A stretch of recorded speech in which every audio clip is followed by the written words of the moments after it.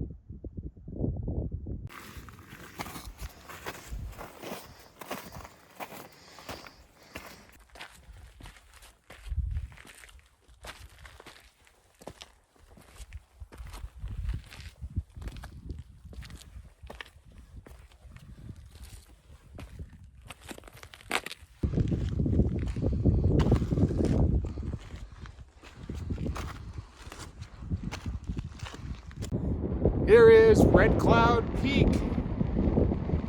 Nice, mild, relatively mild walk up for my tired bones and muscles after all these 14ers. There's the trail over to Sunshine Peak, which is the next 14er I'll grab. Right there is Handy's Peak, has a special place in my heart as the first 14er I climbed 5 years ago.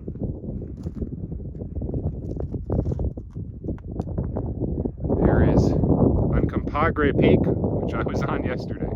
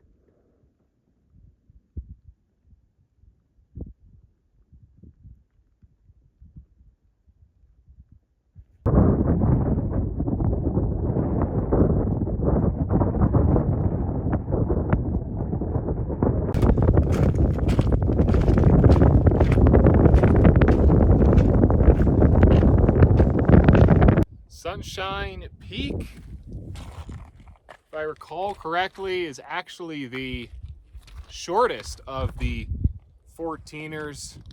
Breaks 14K by just a couple of feet, but that detracts nothing from the incredible views up here.